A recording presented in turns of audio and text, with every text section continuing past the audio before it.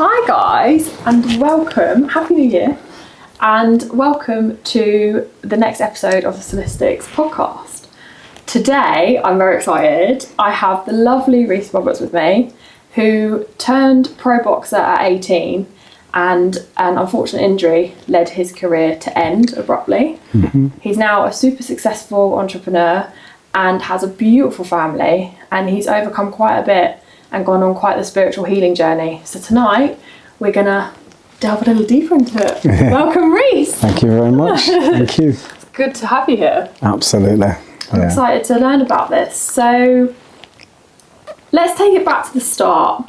How would you describe your childhood and kind of how you first got into boxing? So I found out at a very early age that I was into martial arts. Watching Bruce Lee, the Power Rangers. Nice. So at 4 years old, I was mithering my parents to get me into karate. And they took me along to my local gym, and they lied about my age. I was 4.5 and you had to be 5. So, and they got me in. And it was very early on, they realised I was very gifted. So I started the Fighters Club, and I began to fight at 5 years old. Oh, wow. So we was competing regular competitions up and down the country. And from early on, really, my childhood was very regimented. And you know, being a parent, knowing that you've got a gifted child, you want to kind of protect them. So I wasn't getting up to what a normal child will get up to, because I started to fight for Great Britain at the age of 7. Wow. I became one of the youngest second-hand black belts in the world and a world champion at 9 years old. Yeah, so Quite a lot of pressure on young shoulders. yeah, I loved it. And that's all I knew. Looking back, maybe I could have had a bit more of a childhood. And my dad was quite hard on me. I grew up in a very rough area, and he was trying to protect me, you know, away from the streets. Family and friends were going down the wrong road, and just wanted to protect me, you know, so I stayed on the right path. And thank God that he did, you know. There's pros and cons to how my dad was with me. I was in fear of my dad, which is a bit of a negative, but at the same time, he's just only protecting me and doing what he could. So I tried to look at it in more of a positive way, and he taught me a lot of discipline and the work ethic. And, you know, at 7 years old, I was going for a jog before school, going to school, coming back, and then training again in the evening. And this was on a daily basis. So having that level of mindset and that determination and the work ethic, it was a very positive aspect of me further down my life. So, you know, it just depends how we look at it. But yeah, my childhood, you know, successful from a young age through sport.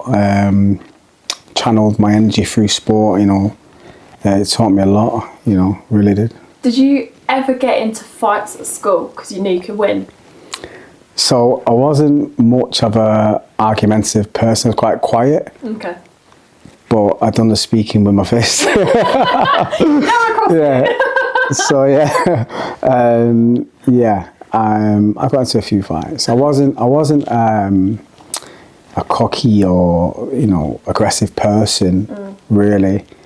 You know, if you press my buttons, you know about it. Yeah. So you obviously from a really young age, you were super successful in your boxing career. When you turned pro, you were only 18. Like, what was that like? Like, that's a big deal. So through my amateur career, I won the national title after my first 5 fights. So I found it very hard getting matched and getting opponents because my record was only 5 fights and I'd won a national title, but my experience was low. So I struggled getting opponents, so I had to travel up and down the country. And a lot of the time I was fighting kids that had fought internationally for the country. Wow. So by the time I ended my amateur career, I'd only had 26 fights. And the reason why I decided to turn professional is because I wasn't getting the recognition I should have been getting. I was getting a lot of bad decisions and I was getting disheartened. So I decided to turn pro. And my trainer at the time said they were just going to take the time with me because I was just 18. I turned pro, I think it was like 17 days after my 18th birthday. Wow. So I was a baby, you know. So were you going against men in that? Oh yeah. My first opponent was like 40 odd. What? Yeah. Oh my god. But you know, in the gym, I've been sparring grown men since I was 15.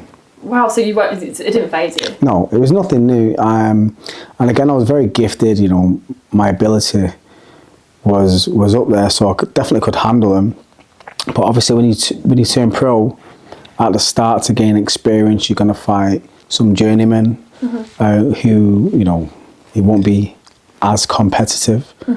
So yeah, my trainer's done a good job and just took the time with me really.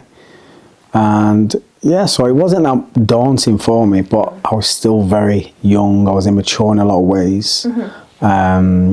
Did it go to your head? Not really, because I've been competing at this level for years, like from a very young age. So the transition it didn't feel anything different. And I always knew I was going to turn pro. I always knew I'd become a world champion. So the expectations of myself, it was just a part of the process. But looking back now, I wish I would have turned pro a little bit later. Okay. Maybe gone traveling and got a few things out of my system, you know, chasing girls.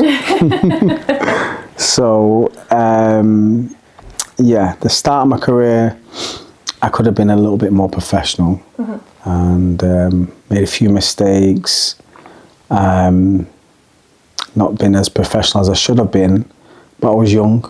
You know, we make mistakes, we learn.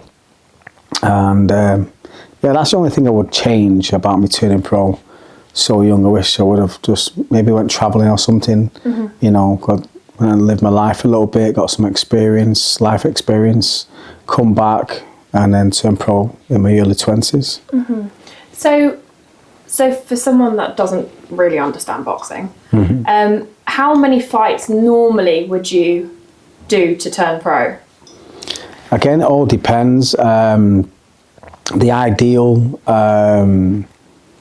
way of to turn pro is to fulfill your amateur career, maybe win an ABA title, maybe go to the Olympics and build your name, and then you can turn pro with a good promoter who can really build your profile.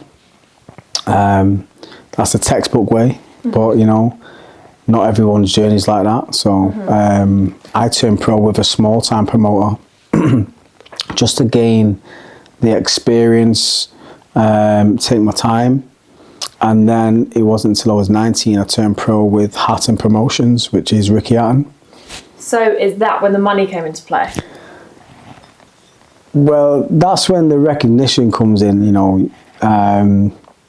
You'll be in the limelight, you know. We was all over Sky Sports, fighting on Sky Sports, and we was in the newspapers. Money in boxing at the start is terrible. It's not something, you know, some people would see me on TV on a Friday night, fighting on fight night, and the next day I'd be in work cutting hair. And people were like, what? Like, they just didn't understand it. But yeah, the money isn't great at the start, you know.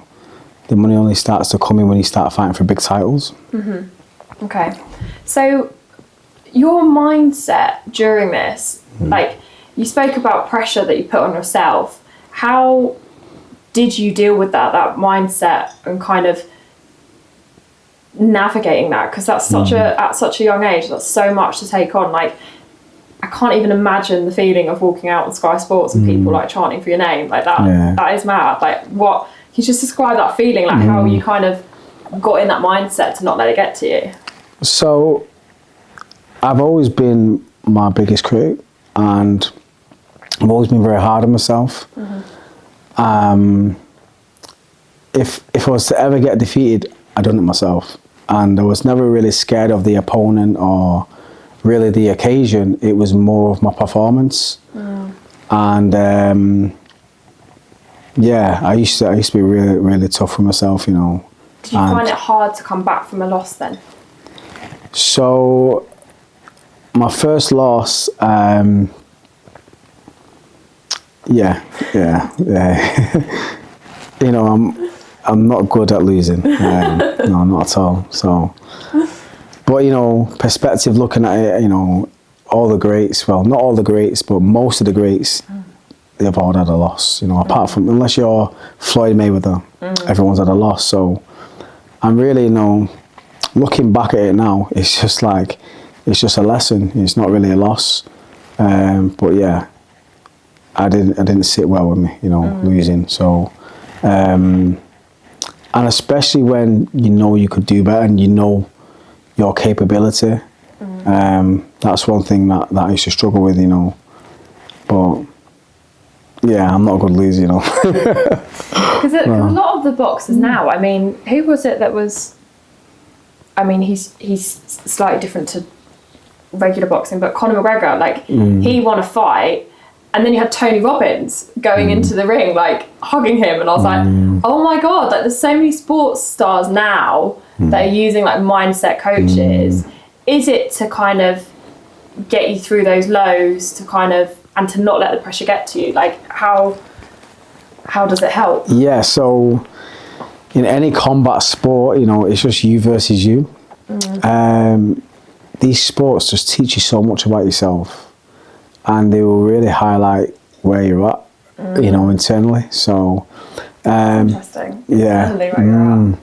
So, there's no hiding places, you know, you can't pass the gloves on. So, I mean, I remember in some training camps, I was like, I'd wake up just anxious and nervous for no apparent reason. I'd literally play mind games with myself. Like, I remember I used to go on a jog, and I used to say to myself, if I run on the inside of a lamppost, I'll get beat. I've got to run on the outside of every lamppost. You know, so it was just like mind games like this, where when you think about it, combat sport, it's so unnatural, because normally a fight is sprung upon you, and it's either fight or flight. Yeah. Whereas we know we're going to battle, so it plays a toll on your mind. You know, like I say, you're playing mind games with yourself, and it's just how you can keep that composure and keep focused and focus on the job. But it's tough, man. It's, you know, it's only a certain amount of people can handle that level of handle that battle, you know, within yourself, and still to keep calm and, you know, keep your mind on the job.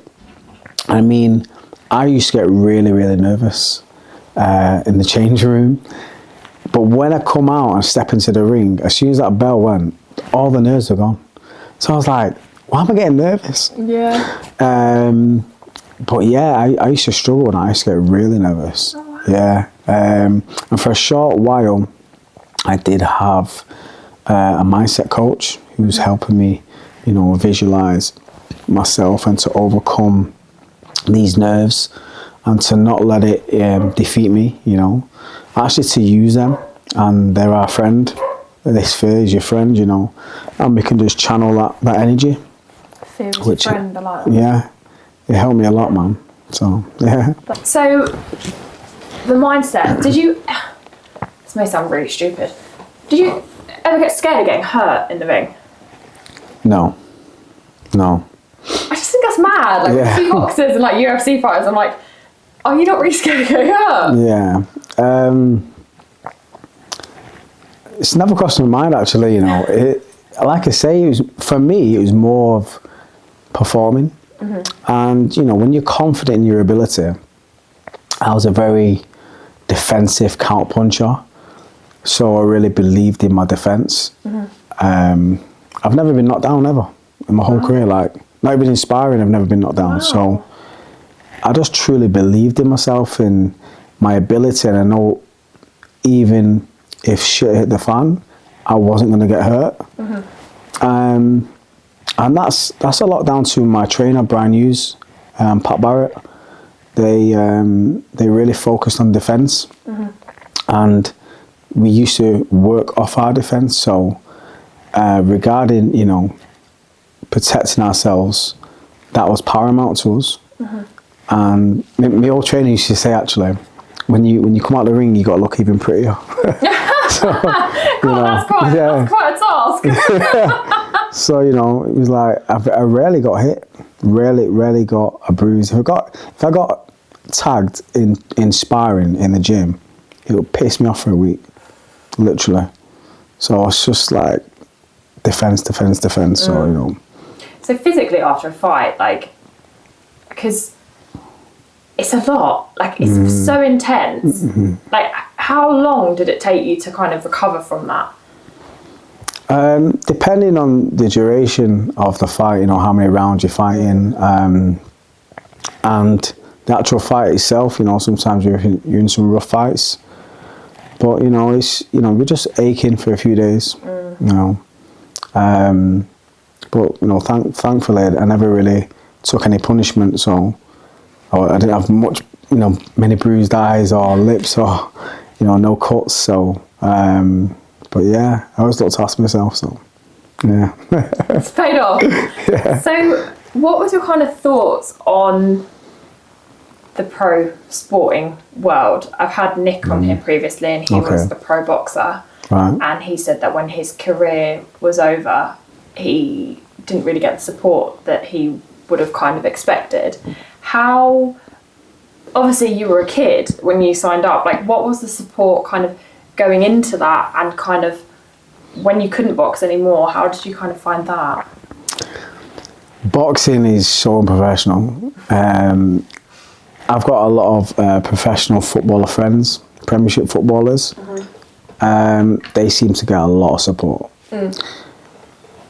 Comparing them to when I was pro.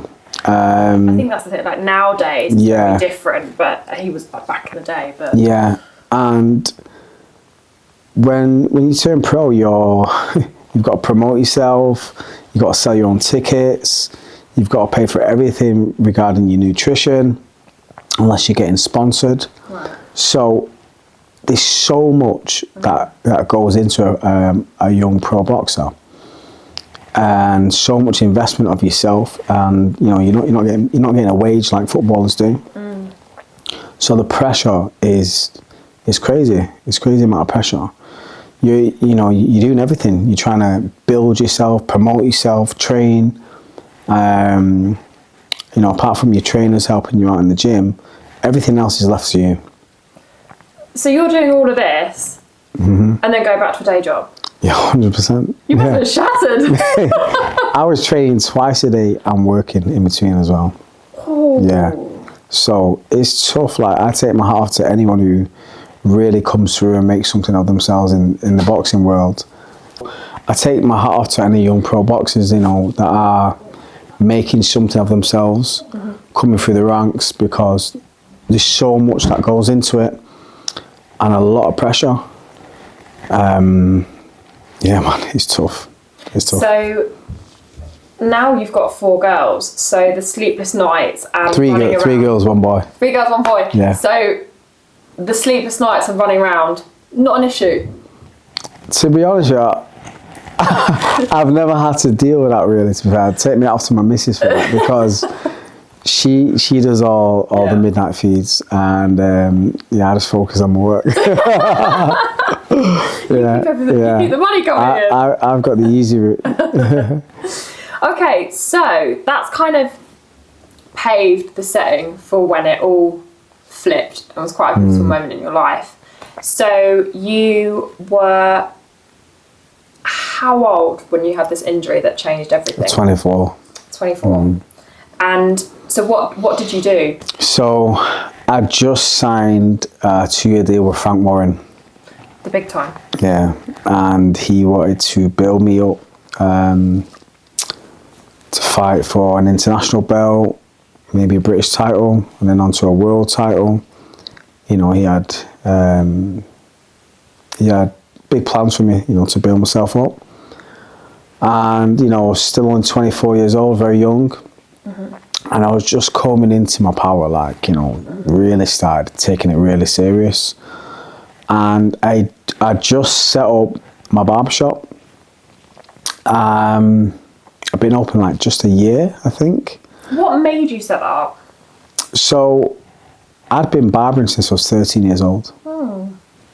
So I had my own chair when I was 15 at a shop. I left school, I went full time with the barbering until I turned pro at 18.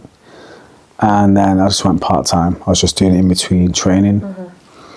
And I was getting to a point in my career, I was like 24.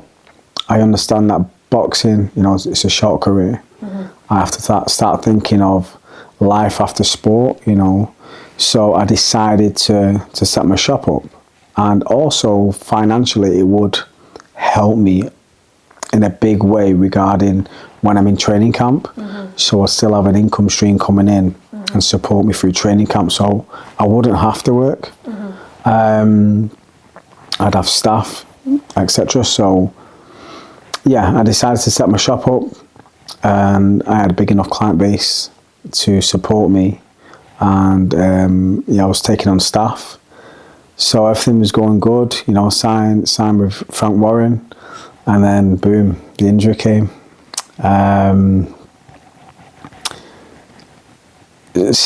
Stupidity for myself, really. Got into a fight into town, and I got into a fight. I've hit this guy, and I had a cut on my hand from his tooth. And I went to the hospital straight away. They stitched me up, and my hand got infected. I went back the next day, and they gave me oral antibiotics and sent me on my way. And they were negligent with that procedure, because they should have kept me in and gave me intravenous antibiotics. So the infection got really, really bad, really bad. And I remember I was at a funeral in London, and I was in agony, like I was like rocking with the pain. And I drove home, and I went straight to the hospital, and they rushed me in for an emergency operation. Oh my God. Yeah. 2 weeks later, I was still in hospital after 3 operations. And so it took a hold of your whole body then, this infection? Yeah, so it gone all the way up my arm. Oh my God. The infection had gone into my joint and like eroded away the tendon and into the joint. And I'll never forget this. So they heard that I'd done boxing, yeah, but they didn't realise it was my profession. Oh dear. The consultant came down, and she was like talking me through, you know, what's been going on and stuff. Said it's been like a really, really bad infection. And I said, so, you know, what's going on? Like, will I be able to still fight? And she was like, oh no, yeah, no, you'll never be able to box again. And like the way she just brushed it off, like she just thought it was just like a hobby. And yeah, that's when the reality check, you know, kicked in, and it was a very hard, bitter pill to swallow. Yeah, she said that I'll never gain movement from my hand unless I had a joint replacement. So I was like, right, so when can I get a joint replacement? She's like, oh, the earliest age really will give you one is like when you're 60 years old. What? Because they don't last very long. And it's a big deal just to gain movement again after the operation. So I was, you know, that's when I just knew like my boxing career is done. I can't even imagine. Mate, it's yeah, it was a weird time. It was like, it didn't feel real. Just like, that's all I've known, like the whole of my life. Like my parents, my family just knew, like, you know, Rhys is going to be this superstar and whatever. And just my aspirations of being, you know, a world champion. It was weird. It's like it didn't sink in. Do you know what I mean? And when I recovered from the injury, I just got back to barbering. It was still like, it didn't feel real. Like, I felt like, oh, I'm just having a holiday period, you know. Yeah. And some parts of it I enjoyed. Like, I could eat what I want. I didn't have to train as hard or at all. And yeah, I think that it was like, I kind of pushed it away, like into the back of my mind. A bit of denial. Yeah, like I don't think I processed it. Yeah, man, it was a strange time, very strange time. It was very strange. But, you know, like I say, some parts of it I enjoyed because I could do what I want. Like I say, I've been a regimented person, diet and stuff. So I enjoyed some parts of it. But then things started to kick in when I was like, I couldn't really watch the sport. I felt like a bit of resentment. Right, okay. Especially when I started seeing people that I used to train with become world champions. Where I knew, like, I was on their level, if not better. And I just remember, like, I didn't like watching it. I didn't really go to any of the shows. And yeah, I was just resenting it a little bit. And then it started to kick in, the reason why I'd done the act, you know. It was over my missus, and started resenting her for certain things, and started putting the blame out. And then, you know, regret from myself, you know, my pride, my ego getting in the way. Like I said, it was just a split decision. And that decision changed my life. It's so scary how quick something like that can happen. And then yeah, man. it's also like, it's also the kind of if they had given you the right antibiotics, like, I'm sure that went around your head as well. Literally, yeah. Again, just from the doctor's decision, and all sorts of things run through your mind, you know. Even like, I was drinking alcohol on that day. If I didn't have a drink, would I have reacted like that? And, you know, I was pointing the finger a lot. And, yeah, it was tough. And that's when I started, it was almost like it dented my ego, because I wasn't Rhys the boxer no more. I wasn't Rhys the future world champion no more. I was just a normal guy. I was just a barber. And that was tough for me. Bit of an identity crisis. Exactly. And I felt small. I felt normal, you know, because all my life I'd had people blowing smoke up my ass, saying how great I am and what I'm going to become. And it's like, I've had Floyd Mayweather's dad tell me I can go as far as I want in this sport. Oh God. Oh God. So it's like, it's such a different world, isn't it? You know, I've been to New York training with like Paulie Malignaggi, telling me I'm this and that and the other. Most people in the boxing world have told me that, oh, he's going to be world champion, you know. So going from them heights and putting myself up there to just being here, just being just a barber, you know, it was tough for me.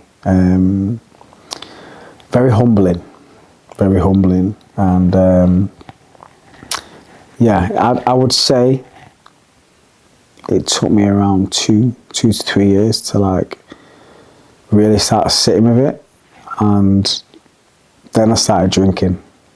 So that's how you cope with it? Yeah. Okay. First of all, my drinking was like I get to have a drink whenever I want. Like, I can have a pint. I can go into a pub, like, without feeling guilty. And it wasn't a problem. It was just like I could have a drink if I wanted to. And it started like that, and then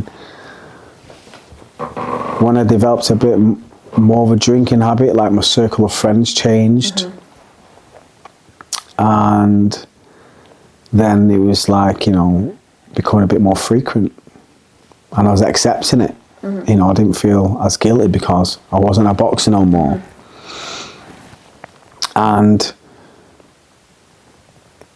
it was, I guess it was a form of an escapism for me. Because obviously I had a deeper reason why I was doing it. And I remember getting into, not a rut, but like drinking quite frequently. And I remember my missus saying, "You're drinking a lot, you know." And I was like, "No, I'm not." Yeah. And I've always thought in my mind, like, you know, I used to be a boxer. I never used to drink at all. Yeah. Like, I'm 20 odd and just started drinking. I never used to drink at all, so it's not even a problem to me. And then things started to escalate, and more frequent. Started dabbling in drugs. Started being unfaithful. Getting wrapped up into this vicious cycle. And then, that became quite the norm for me for a while. And it was just on the weekends, you know. It was just getting wrapped up into that kind of lifestyle, binging. And then it started to spiral out of control, big time. That addiction can be such a, like, isolating experience, can't it? And I guess for you, because so few people would ever have gone through that and have experienced that world, that high, to come back to that. So I can imagine how isolating and lonely that must have been for you. What was the point when you were like, I can't keep doing this, I need to make a change, this is a problem now? Yeah, so I got myself into a bit of a rut. I realised that, okay, this isn't me. It doesn't suit me. So I started to see a therapist, and great guy. And I was seeing him for like 2 years. And it was when I'd see him for a bit, then I'd stop. Then I'd get really bad again, then I'd go again. And what he said to me was, he said, this is very common in athletes, because I've been so used to getting an adrenaline rush. That's been my fix all my life, right? What am I replacing that with? So he said what I was replacing it with was just a feeling. So the drink, the drugs, the women, and I was just chasing that. I just replaced it from the boxing, and I replaced it with these things. And he said you just need to try and channel this, maybe like develop a hobby or a competitive hobby. And I was like, what am I going to do? Like, what hobby can I do? So I took his advice, but I didn't follow it up. I had some hypnotherapy off him, and I felt like his therapy worked to a degree, but it was deeper than that. And again, just started falling into old habits and get myself into a rut again, to the point where I was like, this is pretty bad now. Were you quite open when you first went to therapy, or were you quite closed off, surface level? I don't think this is a real problem. Or were you quite like, actually, I'm a mess? Like, what were you? At the start, I remember him saying at the start, I was like, listen, I've not got a real problem. It's just like, I was like, so what are you doing here then? You know, kind of thing. So yeah, I did go in with my guard up. But then, you know, he eventually started to soften me up and open me up a bit. Started delving into my childhood. Always fun. Yeah. He had me in tears a few times. But I felt like it was deeper. So anyway, carried on my journey. Got myself into some real sticky situations. And it got to a point where I just didn't want to be here no more. I was struggling to face my day, to face my phone. I was calling in sick, cancelling my whole day, all my appointments on a regular basis. Business? No, not at all. And then one time, I was just like, right, I'm pissing off. I come into a bit of money from my hand. The most amount of money I've ever seen in my bank account. And I felt like it was fuel to the fire. So regarding my addiction, I was just like, it was endless, you know. I could do it when I want. I could go missing for days. I could have time off work because I had money in the bank. And then this one particular time, I was in a real mess, and I was just like, I'm pissing off to London. And then my missus. And I just remember thinking, I want to live like a millionaire, and I spent like 15 grand in a weekend. Oh my God. I mean, that takes some doing. Yeah. I went mental, and I was just out of control, you know. All the decisions, like now when I look back, I felt like I was in a dream, and I've woke up out of my dream. Just real bad decisions, and then I started spending a lot of money. Your missus, like, so she's with you during all of this. Is she not like, how does she deal with it? Like, that's a lot for a relationship to go through. She needs a medal, honestly. Like, bless her. Without her, I don't think I'd be here now. Right. I don't know how she stuck with me, to be fair. And it just shows the woman that she is and the strength that she has to support me through that and to put up with me.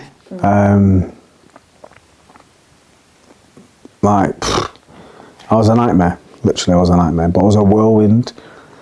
And I think that she's always known the real me. And that's maybe what kept her hanging on. How old were you when you met? I was 22. Oh. Yeah. So she knew you when you were boxing as well? Yeah. Oh. Yeah. So yeah, it got to a point, again, you know, I just didn't want to be here. And I tried to commit suicide. Oh, God.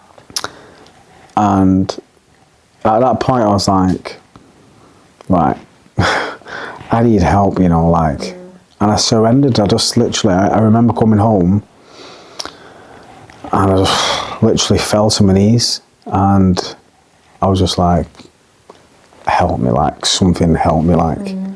And I decided to put myself into, it was like a detox therapy, where I have a juice cleanse and clonic. And the woman who was taking it, she was a lovely woman. She was very tapped in spiritually, and she knew something was really wrong. And she started asking questions, you know, why am I here and stuff like that. And I said, you know, I'm an alcoholic, I've got a drug problem. I'm about to lose everything, basically. My missus, seeing my children, my business, all my money. Squandered a lot. And yeah, I'm in a bit of a shit place. So she passed my number to a guy who runs an AA meeting locally to me. So after the cleanse, the detox, you know, got all the toxins out of me, I felt better. I decided to start going AA. And at the start, you know, it was okay. I got some help from it, and then a friend of mine reached out, and he was like, "What are you going there for? You're not an alcoholic." And I was like, "Well, I am, because they say once you're an alcoholic, you always are." He says, "You're not. You was. You're not now. Don't put that label on yourself." And I was like, "That's so true." And then he was like, "Look, I wanna do something with you." And I was like, "Go on." At this point, I was open to anything because I just needed help. You were at rock bottom. Yeah, I was like, I'll take anything. So he's like, "Have you ever had magic mushrooms?" Huge mushroom! So I was like, "No," but you know, I'm all ears. Yeah. So yeah, so I went on my first mushroom walk. Were they gentle with you? Yeah, I'd say. Well, I felt like landing on the earth for the first time, but yeah, I was like, wow, you know. They gave what you need. Yeah. In the way you needed it. They're very clever. Very intelligent. Oh, Yeah. just love them at once. Literally. So that was that. That was the start of my true healing journey. So that kind of brings me on to, you kind of covered it, but like, who/what helped you the most during your recovery journey? Myself. Good answer. Myself. But, you know, external help from a lot of beautiful souls. Yeah. I just, this life, this journey is just blissful, isn't it, you know? It's, people that come into your path along this journey, it's just like, wow. You just realise that everyone serves the purpose, and too many names to mention. Aww. Yeah, just so many beautiful souls. So what advice would you give to Pete? What advice would you give to someone now who is currently battling addiction and feels completely hopeless? Like, what advice would you give them, really? First of all is being truthful with yourself. Be honest. And it takes courage to show your vulnerability. I get it. But let's be really honest about it, you know. We can't sugarcoat anything. We can't push things away. And find someone that you're comfortable with to really open up with.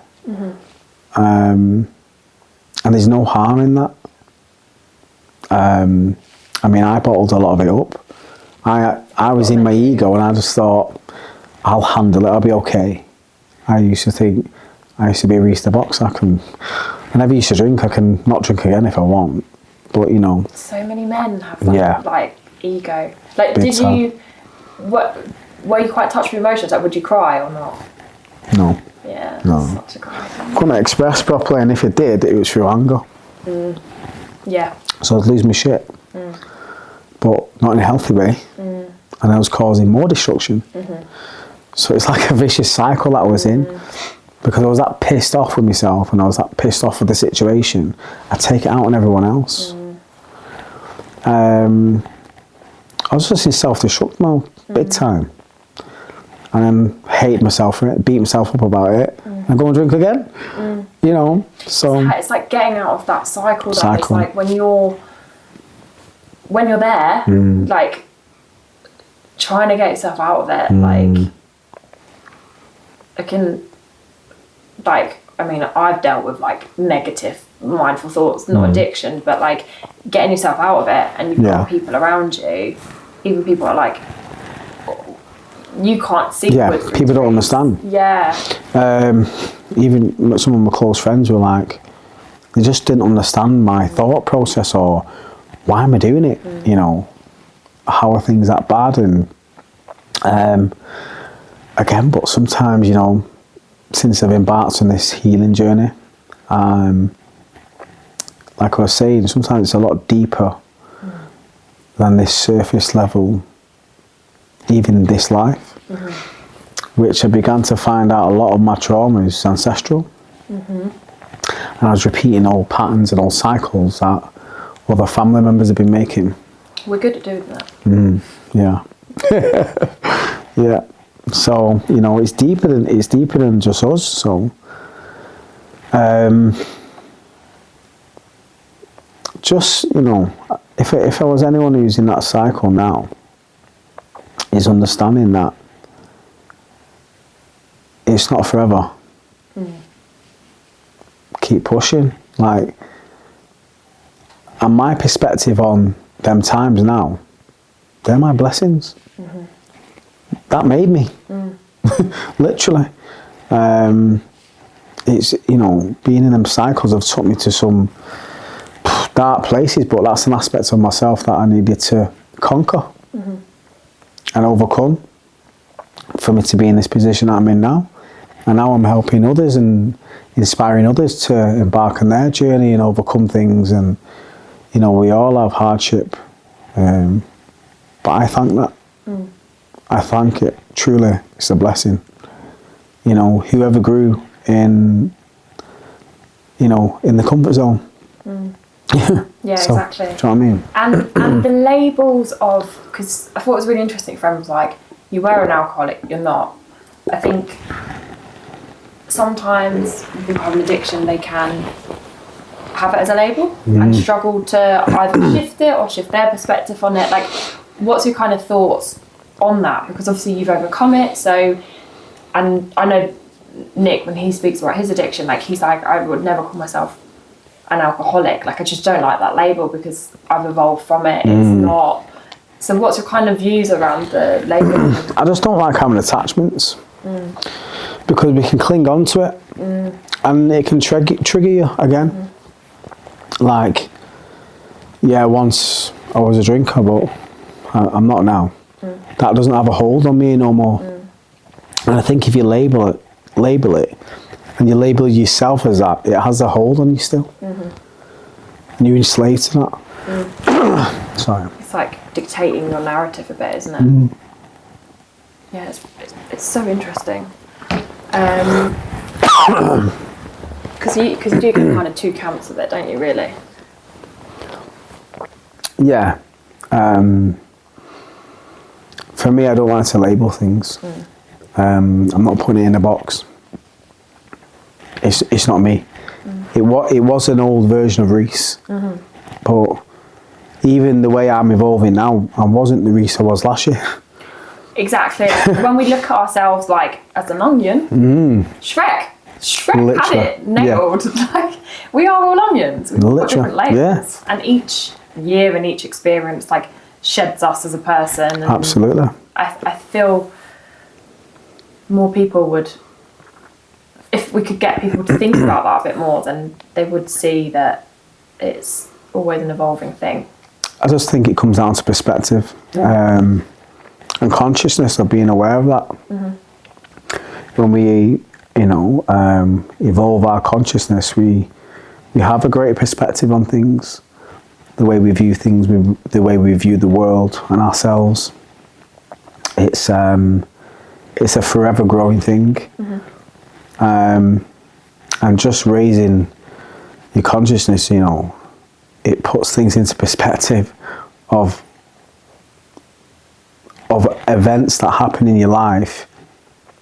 It's all of service to you, to serve you, to grow. It's having gratitude for it, and I think that's when you know, like, you've really like turned a corner, when you can actually look back on all the crap and go, actually, I learned so much from that. Yeah. And actually have a bit of gratitude towards it. 100%. Definitely, but it is a tough journey. Yeah. So changing swiftly, kind of a bit. Your business. So obviously, you've hit rock bottom. You've gone out on a magic mushroom walk. Because they're great at showing you like how beautiful life is. How did you build your business back up? Because I'm sure it must have had a bit of hurt from how you were behaving. So I've lost a few clients, but you know, I've had a lot of loyal customers that have actually been with me on my journey, and seeing my growth had a bit of sympathy for me as well. That's beautiful. So, you know, as a barber, we share our whole lives with each other. Literally, I see people on a weekly basis that I probably know more about them than their missus do. It's like the hairdressers are it's like a therapy chair. Literally, we are therapists. Literally. What was it? Kind of that side of thing that drew you to barbering, or did you just like be a bit creative with people's hair? Get the Well, yeah, I was natural, and I had a thing for hair. Creativity, I was expressing myself. It's only now that I know who I am, why my soul chose barbering. Oh, I love that. That's so beautiful. It's your life's purpose. But that's the thing, as you say, like it's so multifaceted. Like they just open up in the chair, and especially Literally, for men. yeah. I can imagine a barber shop, like, because sometimes men find it so hard to open up. Yeah. And I bet they just crack open in the barber chair.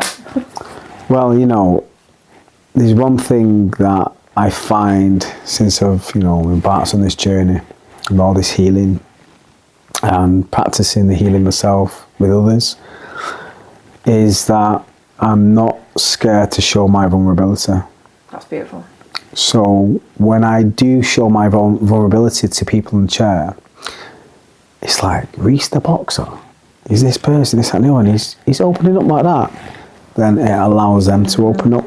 That's beautiful. And that's where the healing comes in, because you start sharing ideas on how to overcome things, or, you know, sharing things with people what have helped me. And now, you know, it's just opened the floodgates to people to come to me now with this healing. And it's overwhelming, you know, like it really is. So like beautiful. There's just like, wow, like people have really seen my growth and they want to know what I'm doing. So, and you can't hide it. No. The proof's in the pudding. You know, people can see when I was in the bin, and they can see me shining differently now. Well, I've definitely seen you go through it on the mat. Yeah, big time. I think this is the thing though, and I think this is what sometimes I think gets a little bit lost, and people can get in the ego with it about like healing and like, I'm a healer, I can do all of this, and it's like this big thing. But actually, I think what quite a lot of people miss out, actually, like you being involved, that's you doing healing. Like you're helping people, you're working with people, and it's like when I was out in my coffee van, just like talking to someone, and again, like just having that chat. I used to get people used to just pour out, they're getting coffee, but then they'd pour out their life story, and I'd be like, I've never told anyone that, I don't know why I'm telling you this. I'd be like, it's fine, that one is a safe space. Yeah, of course. And that's the thing, like, and we're all doing our little bit. Yeah. Just like dropping seeds. Yeah, so literally. beautiful. Yeah. But I think sometimes we get so caught up, and we've got to be doing these big things, and we've got to be, but actually every day you're doing the work. Helps people. Literally doing the work. And you never know what something so small, it could change someone's perspective. Literally. It could really help them. For me as well, like, I don't know if you do yourself, obviously, when somebody comes into your space, you read them, and I just kind of know what to do with them. And literally, it can be a compliment. Yeah. Literally, it can be a little hug, or you know, spending that little bit longer with them. And I feel like that's just doing the work. Like, it really is doing the work. I've got so many clients that come into my shop and just say, I just love coming in here, you know, I just feel so at ease, and you make me feel welcome. And that to me is fulfilling. Yeah. My soul, you know. Definitely. That's so beautiful. So how do your experiences in boxing and overcoming addiction influence the way you approach work as a barber and entrepreneur? Because running a business can be really tough. I feel sport has given me a huge advantage to overcome hurdles, the work ethic, the mindset, the discipline. I felt like I had a head start, you know, for someone that's just starting out from school or college and going into business. Just because sports give me that resilience, just to keep going, that fighting spirit, you know. Nothing is, you know, sunshine and rainbows all the time. And it's not built overnight. This is what I always forget. Like, I'm 11 years in and I'm still going through tests. Like, it's never ending. But the resilience and, you know, having that drive just to keep going through, you know, to weather the storms, I feel like a lot of that's come from my sporting background. Definitely. Dig deep. Yeah, it's just, but I kind of like it, you know. It's a bit, gets that adrenaline. Yeah, I like it. It's a fight. Situation, Literally, I'm like, oh, okay, let's go, you know. I guess also that this, I think, talking from my experience, like if I come across, I mean, I very much had it with my coffee vans. I was like, if I get this, then this is the path for me. Yeah. It got to the point that I was just pushing water uphill all the time, and I went, do you know what? This isn't in alignment with me. I started this 2 years ago. I'm a very different person. It's got to go. Like, it's just not. And I think it's now I think when you go on like the spiritual healing journey, you can kind of see things as like, you kind of take yourself back from like the challenge. Okay, what lesson is this teaching me? What's this trying to show? Yeah, you be more an observer, aren't you? Yeah. And that really helps. Yeah, massive. In business, doesn't it? Huge, because sometimes we have to detach our emotions away from business. Yeah, I wasn't very good at that. Yeah. I needed to learn that. Yeah, it took me a long time to learn that. And to not take it so personal. You know, it is business. Just to identify, is it serving the business or is it not? Big teacher. I think one of the hardest things in business is people and staff. Has that been your biggest challenge? Yeah, staff, yeah. Knowing how to manage, well, not necessarily manage, or just knowing how to lead correctly. I believe a true leader shows the way, doesn't dictate, and creates opportunity. Yeah. And that's something that I try to do, is just to show the way. I don't tell the way. Yeah. Obviously I have boundaries, but I try and show the way. And that's what I believe true leadership is. But again, challenging, and different people bring out different challenges within yourself. Normally a mirror. Yeah, exactly that. Exactly this is where I was going. Yeah, exactly that. But I feel like evolving spiritually, evolving my awareness and consciousness has really helped me, perspective-wise, you know, and having more compassion to see, you know, sometimes when people are going through something, they might not be able to show it in the best way, and trying to identify that and, you know, offering support with compassion. Whereas in the past, sometimes I might have been no patience, and I was short-tempered. You know, I was like, you're not on my level, so let's get cracking, you know. But sometimes, ego. Yeah, ego, big time. So yeah, I feel like I've come a long way, and now some of my staff members are on the healing journey themselves, and it's beautiful to see them on their journey. It's just like, wow, just sharing what's helped me. Yeah, it's just it's an amazing thing. But like what you were saying before regarding being in alignment, when you really get to know yourself and your purpose. I've been at a crossroads where it's like, I've always known I was here for a reason, a big reason, and now I know what it is. It's like everything I do, going forward has to be in alignment with that. It has to fulfill my soul. Otherwise, I'm just wasting my time. Like, but I feel the barbering was a huge part of that. You know, like you say, I'm holding space. I'm dropping gems. I'm, you know, trying to help and serve humanity. And the greatest thing about it is, like, I feel like being on the front line of seeing different people come in the shop on a day-to-day basis, we get to see the patterns on where people are at. And the journey. In the journey, it's like, and I really, especially with young men, a lot of them are in the same cycle. And that's when I'm thinking, I need to do something now.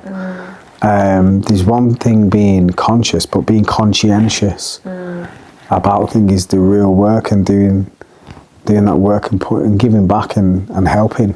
Definitely. So obviously, like, your spiritual healing journey, it started with the mushrooms. Yeah. And kind of, what does it look for you today? I know you still proceed in plant medicine. Like, are there any other kind of modalities that really resonate with you and you kind of incorporate and that's really helped you on the journey? Okay, yeah. So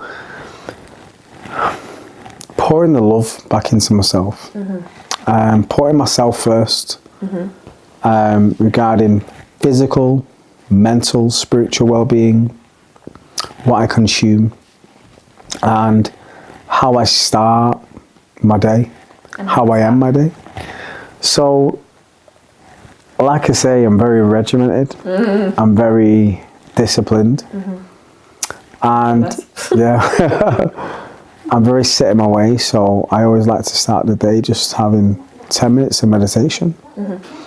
I have a black coffee or cacao in the morning, and I like just to sit with myself and say my affirmations, and then I go and do my exercise. Exercise for me is my medicine, like, big time. Like, if I don't work out, I can be naughty. I'm just not me. I really need to express. It's releasing that energy, isn't it? Exactly that. I need movement. Whether I go on my runs, I do a lot of marathons now.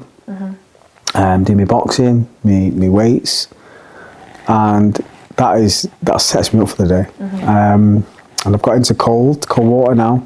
I love the cold. So yeah, I get into my cold water dips every other morning, and then I'm ready to attack the day then. So my mornings are just like, that's my medicine. And then obviously I'm straight at it with the business, and I work hard, very, very hard, probably too much. But yeah, I like to work hard. I like to challenge myself. And yeah, just setting boundaries for myself and just knowing my worth every day. That's a big one, isn't it? Yeah, knowing my worth and how I view myself. You know, and just having love for myself in a big way. I feel like, you know, like I say, I can be hard on myself, and also celebrating myself and to see how far I've come. With gratitude, you know. I always like to start my day with gratitude. Why do we struggle so hard to love ourselves, find our self-worth and actually applaud ourselves? Like, yeah. It took me like 34 years or something. Honestly, like, I just sat there one night and we're all on our own journey trying to navigate life. And really the key mission is just to come back to ourselves and love ourselves. Literally. Like, it sounds so simple, doesn't it? Yeah, literally, it's so simple. But it's like when I look back when I was boxing, I was very confident on the outside, full of myself, but I was so insecure. I was so weak back then. And now, like, I actually do love myself. I'm not arrogant. I'm very loving. I'm very open. I'm very free. And I'm more powerful. I love that. So, you know, sometimes I feel like we put a facade on, we put the mask on, don't we? To cover up. And, you know, there's a better way. you know. And it is quite simple when you put it down, but you know, it takes work, doesn't it? It takes a lot of work. The outside world, we're just not good for, like, oh mate, trying to throw us off every which way. Literally just throw us off course. And just to remind yourself just what really matters, you know, in the grand scheme of things. I always like to take myself out of myself and to see the bigger perspective. Every morning I try to, well, some of my affirmations are like, I'm just so grateful to wake up. And I plant my 2 feet on the floor, I'm like, I'm here, I've made it. You know, I have running water, I have food, I have a roof over my head. I'm able. And sometimes when I'm doing my long distance runs, I'm just giving thanks that I've got 2 legs to run. And once upon a time, I took that for granted. Once upon a time, I took my hand for granted. So that was a teaching for me, you know, to humble me and to bring me to gratitude, because you just never know what's around the corner. Yeah, totally. And it's making the best of each moment as well. Yeah, absolutely. So, how would you say spirituality and this healing path that you've gone on has changed your perspective and how you show up in your relationships and as a dad? Wow. Like your romantic relationship, especially given what you guys have been through as well. Like, I bet she loves this, Rhys. It slapped my ass, definitely. This medicine slapped my ass. I've really seen you, like, literally. Oh my word, yeah. It tore me apart. So, it's torn me down. It's been probably one of the toughest journeys I've been on, but the most rewarding. And where I'm at now, it's took a lot of work, a lot. I've been no angel, so to say the least. And thankfully, I've got a patient, loving partner by my side that's put up with me and supported me through this journey. It's just brought me through so much of my dark aspects of myself to really work on. And yeah, it's been tough, you know. It's been really tough. But like I say, you know, I've been doing the work. I've been doing the work and getting the results. And with the results, I get more confidence. And just being more present with the children. Because I'm a typical entrepreneur and person who wants to thrive and wants to grow and, you know, society. Yeah, 100 mile an hour. And sometimes I'm just forgetting what's really important, what I've got right in front of me. And the amount of love that I've got in front of me. And yeah, it's time for my missus to shine now and to pay some homage and to put her on a pedestal, you know. And she deserves it. Yeah, she deserves it. And currently now, I'm helping her in her healing journey. Oh, beautiful.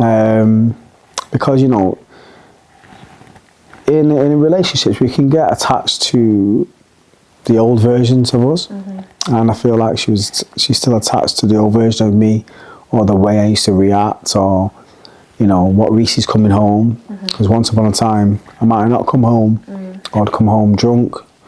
And she's still traumatized by that. And she's still in fear. And, you know, I don't react the way I used to, or, you know, I don't do them things anymore. So it's taking time for her to get used to the new Rhys. And, you know, it's tough, but I feel like in a relationship, your love's forever growing, and we're changing and we're growing together, and it's a beautiful thing, you know. And I really feel like in today's age, you know, people just give up so easy. Yes! Oh my God. Oh my God, I've been saying this for so long. It's like, this isn't working. People have said that people get addicted to the honeymoon phase. First 3 months, and when shit gets hard, they're like, okay, next, I'll just go on Tinder and swipe right a few times, and then they're on to the next. But it's again that chase. Yeah. So then it's like they get addicted to the honeymoon. And people feel like people, when things get hard, you have the ones that are like ride or die, like we're a team, but then you have the ones that are like, this is when I feel like couples grow at different paces, and they're just not on the same page, not at the same pace, and not. Yeah, I feel very strongly on that. I feel like you bang on, and I have grown a lot, a hell of a lot, and now it's time for my missus to grow like that. So that's so beautiful. And I know I have to let her grow, because if she doesn't, we will clash. Yeah, exactly, and that's But like I say, we all have cycles and seasons, and not everything's all glory, So I'm a fighter, and I'll fight to the end, and I just know that we're in it to the end. We've come through the worst of it, let me tell you. Exactly. So, we've been through the dark ages, and now it's time for us to really blossom. And enjoy it, yeah, exactly.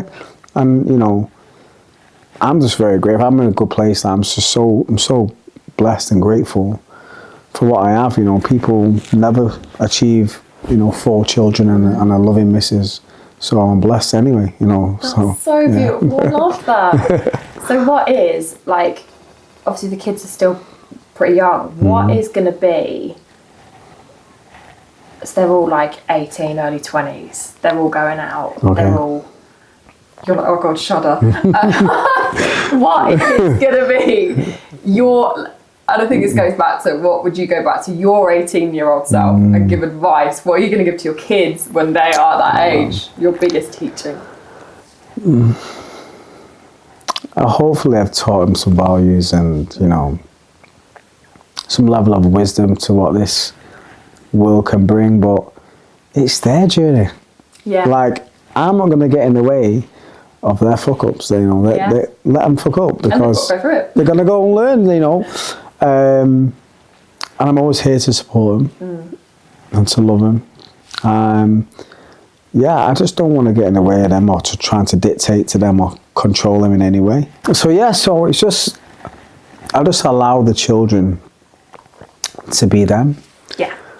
And to discover their purpose, and just to nurture them and offer support when needed. I'm a true believer in just trial and error. Make our own mistakes, and we overcome things, and just having people around you to support you. And that's what I'm there to do. I'm their guardian, so I'm not here, I'm not the boss. I'm not here to dictate to them. I'm just here to nurture and love them and guide them. Have you learned from your dad and how you were raised, like lessons and things that you're doing differently? Yeah, so just being in this position of this level of consciousness now, I feel like everything is a part of evolution and searching to grow. I know my mum and dad done the best that they could do. And if I don't grow from that, then I'm not doing my job of the evolution process. So I just take factors out of my mum and dad's parenting with me. Any negatives, I try to just iron that out and work on that and take the positives. So, I parent differently to the way my mum and dad parented with me. But again, I'm grateful for them. I'm grateful for what they've done for me. Had a very nice childhood. Bits of trauma here and there, but we roll with it and we overcome. I don't like to put anyone down. Yeah, gotcha. We all do what best of what we know at the moment. 100%. They've just done the best with me, and I'm going to do my best. So. And you'll still fuck up. Mate, we all fuck up. We don't fuck up. So, yeah, man, it's just, we're just in this journey of life to go, to go, grow, evolve, change, So it's a beautiful journey. What would your advice be if you could go back to your 18-year-old self? Be present as possible in the moment, because the time is only now. Okay. Not to worry too much about the future. And have no regrets, and just understand that everything is in order for you to grow. Whatever comes your way. And do it with a smile on your face. Yeah, don't take it too serious. Life is meant to be fun at the end of the day. You're literally like, I was way too serious, so have fun, man. You know, like I say, just live in the moment. But it takes time to get there, I think. You know, it really does. And I feel like when that real inner child comes out, that's when you're in that moment of bliss. And yeah, just be playful. And that's a beautiful part of the healing journey. I had this conversation with a friend on New Year's, and I was like, do you know what? We're done. We are done with the heavy healing. We've worked through so much. Yeah. Let's just have some fun. Yeah, we're always still working on ourselves. Yeah. And it can get so heavy and dark sometimes. And we need to move through that, but let's just have some fun. Yeah, literally. Literally have fun. My missus was at a ceremony with myself on Saturday, and she said there's like this cockroach-looking being that came to her, and they were just like, just have fun. And the way she explained it, I was howling. She was howling. I was just like, okay, it's just one big joke, isn't it? Like, it's just literally just a big joke. It's like, why did we get wrapped up in this bullshit? Like, it's all bullshit. That is literally like so many ceremonies I've come out of. I started going, this is all bullshit. Yeah, like, literally. I've had like cats playing the bongos and stuff, and I'm like, they're so good at doing that. They're just, that's my medicine. They're just so beautiful. My best friends. They really are. Yeah.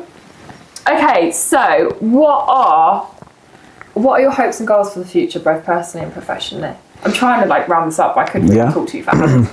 Okay. Personally, I just want to be remembered on how many people I helped. Beautiful. Professionally, really step into my purpose. And that is to offer healing. That is to offer products that can help humanity, some way, shape and form. And just spread my sparkle, man. Spread the sparkle. Yeah, spread my sparkle. Love that. That's so beautiful. Yeah. That's beautiful.